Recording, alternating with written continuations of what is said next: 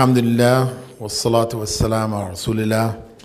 All praise is due to Allah, and may Allah's peace and blessings be on the last messenger of Allah. The role of youth in the Ummah is a critical role.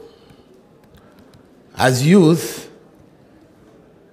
you represent the future. What happens to you now, the decisions you make now, will determine the future for the Ummah.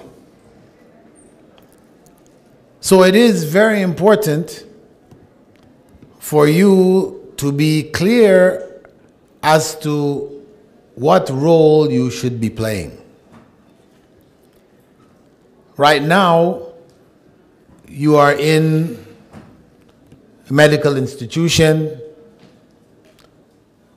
preparing yourselves for the medical profession, which is a good thing. It's a service to the Ummah. However, a generation ago, people did the same thing. 10 years ago, 20 years ago, somebody was standing on a stage like this and addressing you or those who came before you in the same way. But the 10 years have passed, 20 years have passed, and is there any difference? The product that you will be from the university is no different from the product of 10 years ago or 20 years ago. And we see the state of the Ummah as it is, fragmented, attacking each other, unable to play the role of calling to good that Allah subhanahu wa ta'ala gave us when He described us as being the best of nations. Kuntum khayra ummatin ukhrijat linnas. When He gave us that status, He gave us it on the basis that we call to the good, we prohibit the evil, and we believe in Allah. So we have to ask ourselves, how are we calling to the good? Any different from the way the previous batch of students called to the good? Because if there is no difference, then there will be no change from the area of medicine, because that's where you're in. That's the field that you are based in. So everyone, every member of society has a role to play based on the area in which they're working, the knowledge which they have, the abilities which Allah has blessed them with. So I would encourage you to think, as they say, outside of the box. Right now, you're in a box, which the previous batch was, and the previous batch before them were, and naturally the box produces the same results. You keep doing the same things, you'll get the same results. For you to expect different results while doing the same things, this is illogical. It can't happen. It won't happen. So, how could we think beyond the box? What I would suggest, as I've suggested to some of the organizers, that we should set higher goals beyond just simply graduating as doctors and going out and being doctors. There are already many in the medical universities, colleges across the country, and there are many who are already doing the same thing. How about trying to do something else? Something different. Something which can impact on Pakistan, on the Muslim world. Some of you might think, well, who are we? We're just regular students like everybody else. What could we do that would have that kind of impact on the whole of Pakistan and the world? Well, I always tell people, whenever I discuss this type of thinking, that if somebody were to have said to my parents, who were non-Muslims, in Jamaica, when I was born, that I would become a Muslim, would study and become a Muslim scholar, and would become a teacher of Muslims with a university with over 200,000 students across the world, they would have looked at that person and said, "You're mad. It's not possible. He's not even a Muslim." But Allahu Akbar. Allahu Akbar. Allah can make the impossible possible. What we look at as being impossible right now, Allah can make it happen. It's really about us committing. It's about us committing to try to make a change. Leave the job of possible or impossible to Allah. If we make the effort, then Allah can make it happen. So this is why I proposed to the organizers that we need to set a goal, a high status goal as students, which is beyond just graduating as a doctor, getting out and being a doctor. If I were to ask each and every one of you, why did you choose medicine? What do you think the answer is going to be?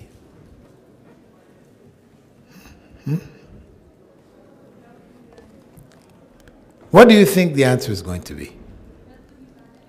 Yeah? Pardon? How to?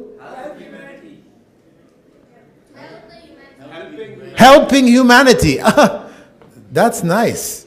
But I'm sure if you really ask the people, you know, that helping humanity, that will be 1%. The 99% are going to be, as one brother said, you know, the rupees, the money. Because medicine, doctors make more money than other professions. That's why we're being doctors. So what does that mean?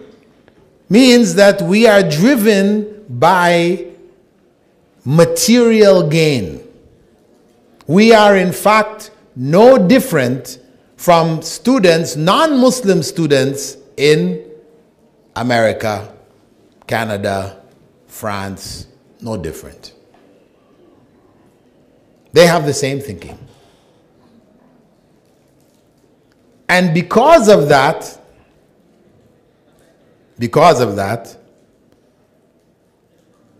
we have characteristics which are hated in Islam. Characteristics which are hated in Islam, but which are common to students all over the world. And the main characteristic for which students are known globally is cheating. It's cheating. Students motivated by material follow the principle, Machiavellian principle of by any means necessary. If this will get me the marks, which will get me the position, get me the job, I'm ready to do it.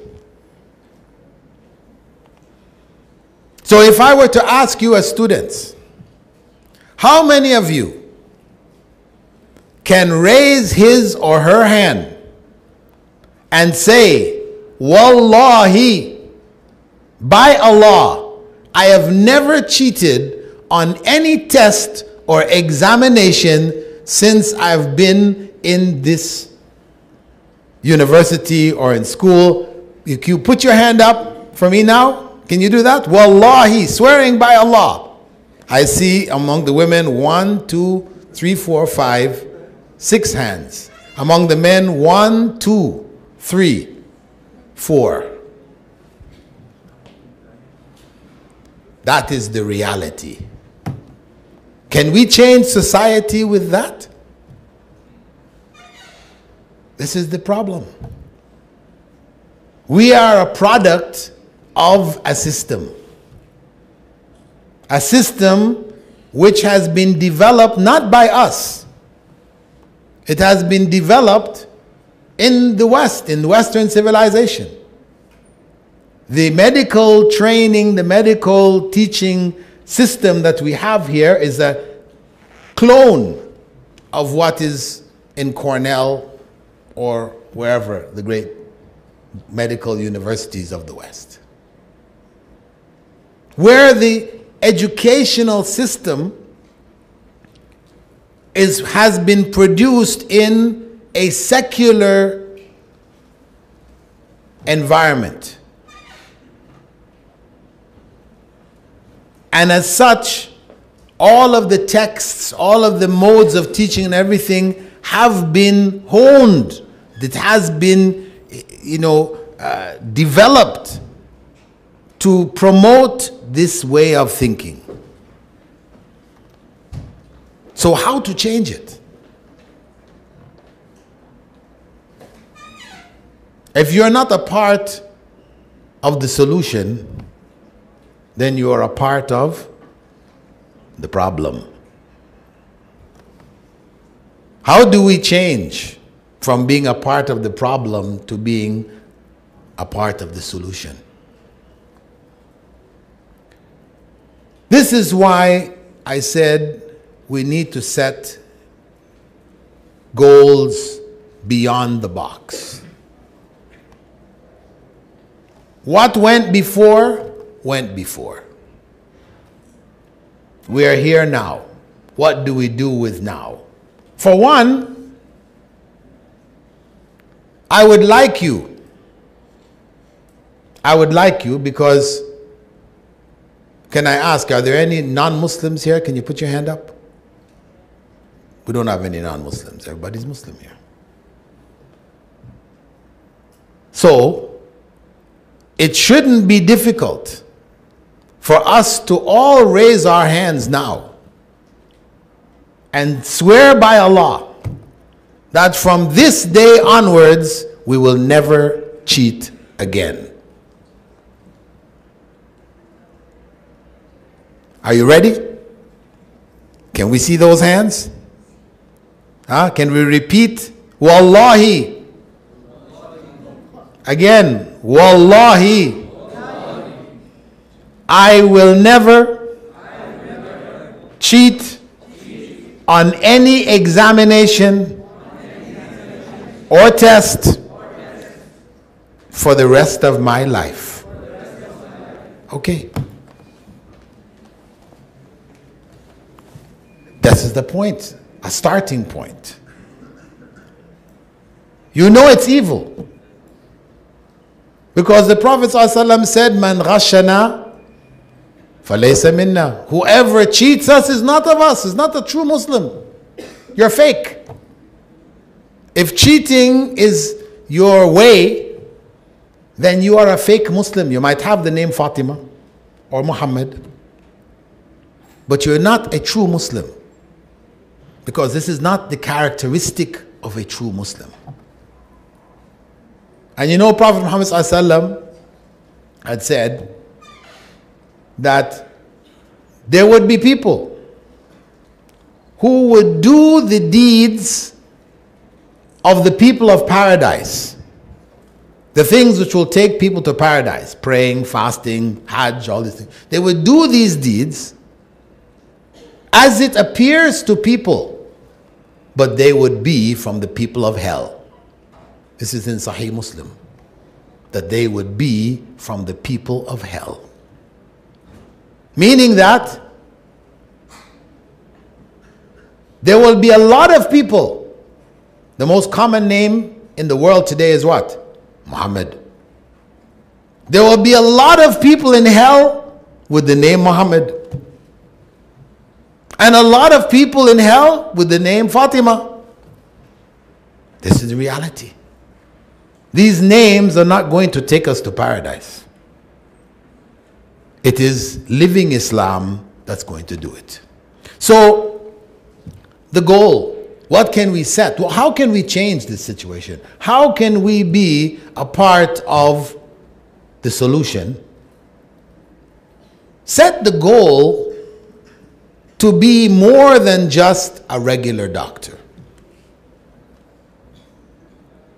Be a specialist. Beyond specialization, till you become a teacher. As a teacher of medicine, you are now in a position to change things.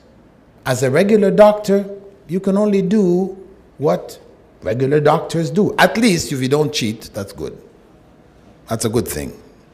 But a better thing is that you strive to be at the top of your profession, so that you can produce.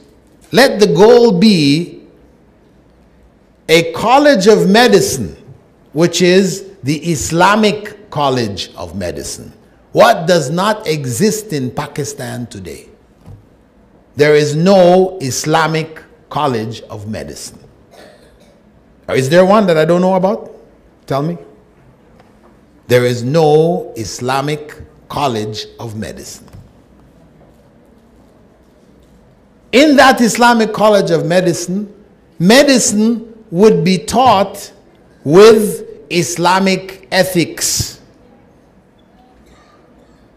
so that the generation who would be produced by that college would be one who can change the world. Change Pakistan and change the world, at least in that field. So this is what I invite you to set for yourselves. Beyond the box. Something which is a worthwhile achievement. That you leave this world and you leave behind you a legacy which people will look back 100 years from now and say, you know, in 2015, this idea was born and the college was produced. And believe me, if you have produced the Islamic College of Medicine in Pakistan, you will find people coming from all over the Muslim world who want to go into medicine. But there are all these other issues that are there. You would become, as they say, the Mecca for Islamic medicine. Changers of the world to come. So, as I said in the beginning, nothing is too great for Allah. I hope that this thought you would give time to, commitment to, and pray that Allah would make it manifest. Pakistan can do it. Saudi Arabia has the means. But without the will, the means don't produce anything. Inshallah, if you have the will, Allah will provide the means. So that is the brief reminder that I wanted to share with you today. I'll give you a chance to ask some questions related to it, just to help the idea grow further, inshallah. Okay, your question or comment is that medicine as it is today is as it would be in an Islamic institution. If we had the Islamic College of Medicine, the same thing you are learning and the way it is being taught would be the same. What's the difference? Everybody agree with that? So in other words, there's no need for an Islamic College of Medicine.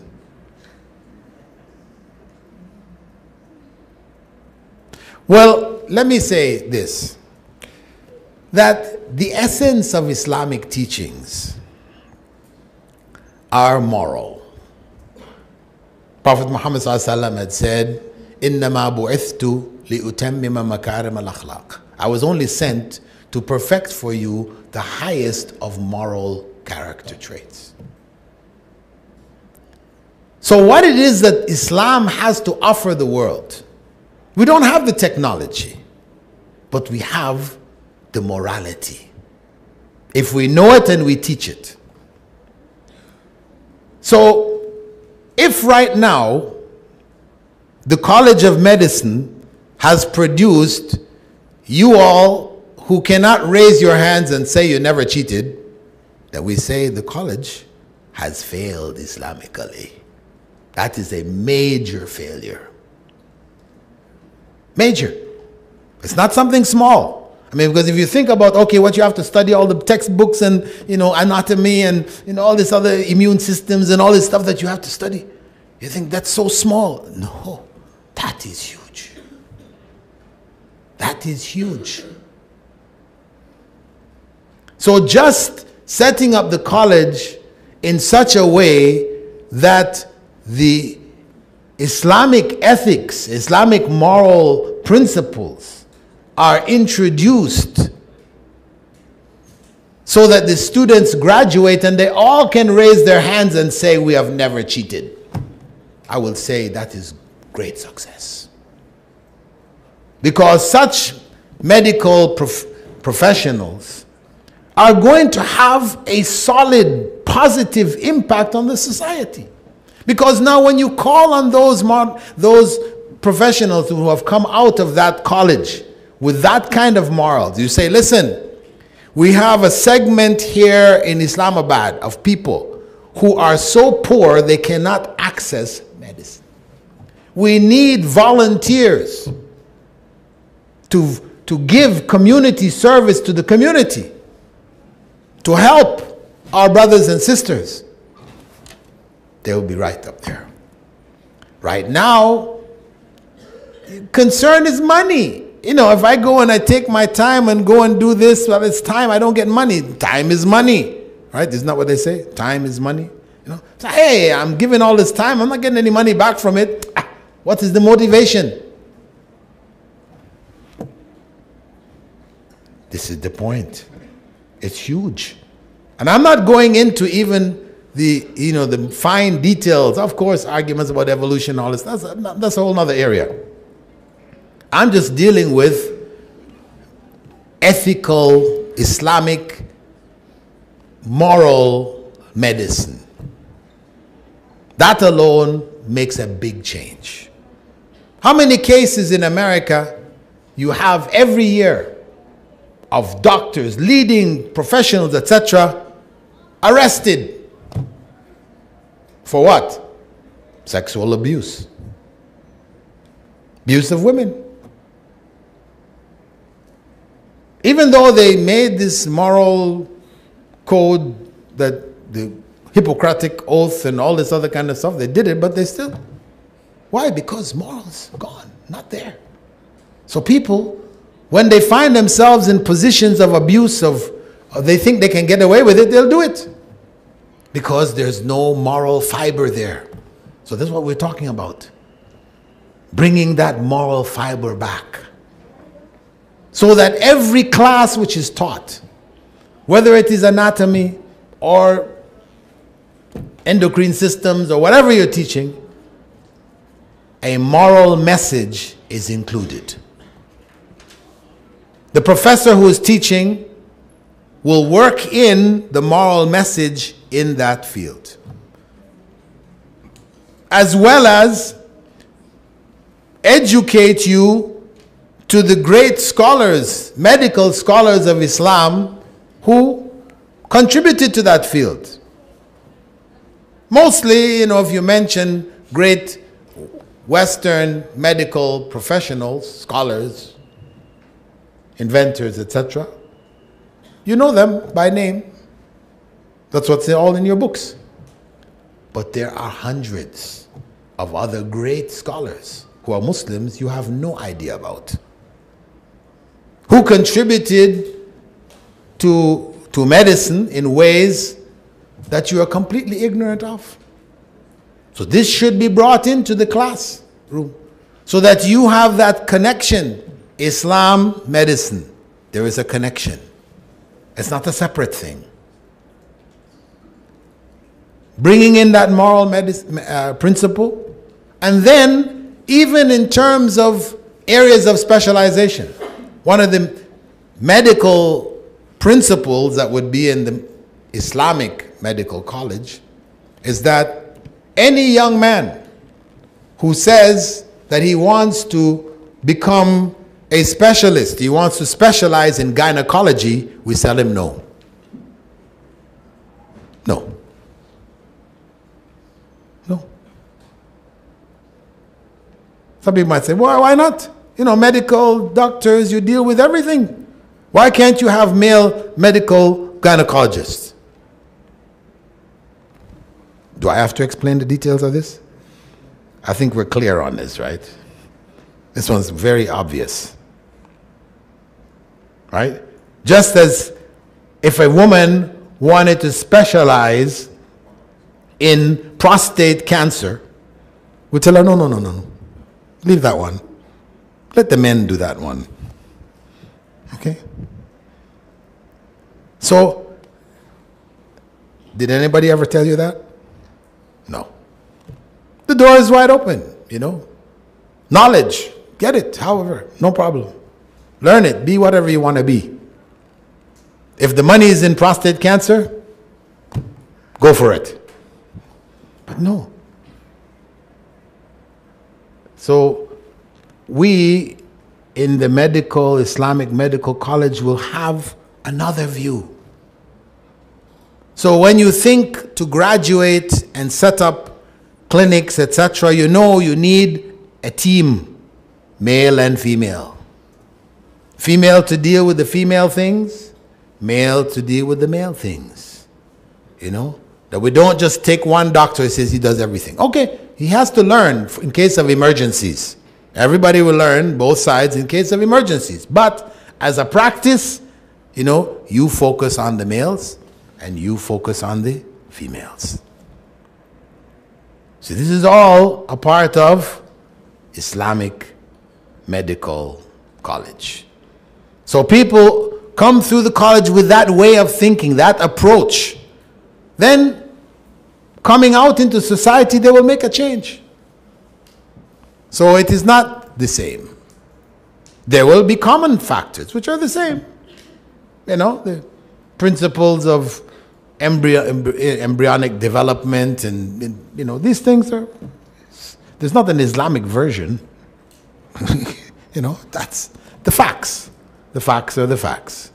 But how we use those facts, how we approach the field of medicine will determine ultimately whether as professionals we will be able to make a difference, or will we just be like the batches before? Question from the women's side, please. Go ahead. 3 questions. The first question: going to the West, non-Muslim country, to gain knowledge. Can we do that? Yes.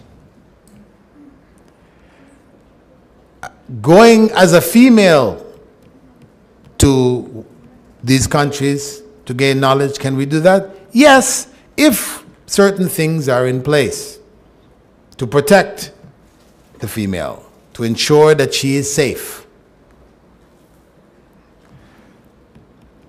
Coeducation.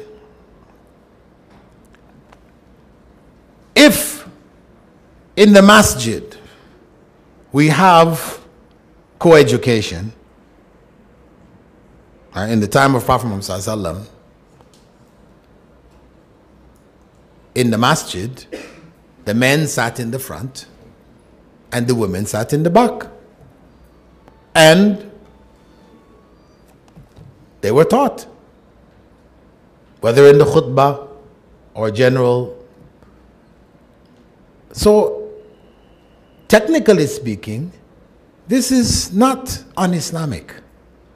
If there is a separation, then it is possible. But the issue is now where it becomes a free-for-all, where everybody sits anyhow, anywhere, whatever, then it is not productive and it is not Islamic. That's the point. So the issue of coeducation, we have to be careful, because sometimes we recognize Islamically coeducation is harmful, but it's when it's done in a harmful way. But coeducation, just as a principle that men and women are taught at the same time by the same instructor, this is part of Islam. It's not otherwise. The wives of the Prophet ﷺ taught males and females the deen, the hadith, etc. Aisha radiallahu anha was the 4th most prolific narrator of hadiths. I mean, a huge portion of the deen, the sharia, she taught. So we try to find that balance. That's how our way is, the balanced way. وَكَذَلِكَ جَعَلْنَاكُمْ أُمَّةً وَسَطًا. In that way, Allah made us the balanced nation, not going to one extreme, nor going to another extreme. Okay? Male side? Go ahead. Okay, question. Should the Islamic Medical College be produced by evolution or revolution? Whatever way, brother. You know, if you get there, inshallah, halal revolution or halal evolution, it's all good. We're not going to set the limits of, you know, what it's going to take. Right now, we need to commit. Make it a goal and work towards it. The circumstances that we will be faced as we strive to do it will determine whether it needs a revolution or evolution.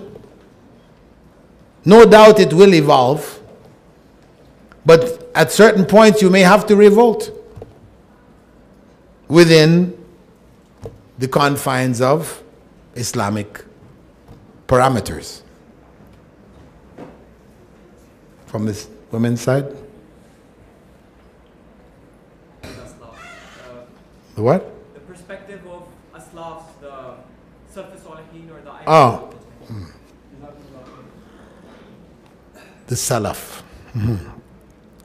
Concerning immigration, seeking foreign nationalities, fundamentally it is permissible. Fundamentally it is permissible. However, the issue of deception is what raises questions about the process. But the general concept of living in another country, becoming a citizen of that other country is, as a basic principle, halal. But we have to ask ourselves, what is our intention? Now, if you are from a segment of society or a country where you're fleeing and you lose nationality, you have to find some other place to live, and that is what has become available, then we will say that that person is excused. This is necessity.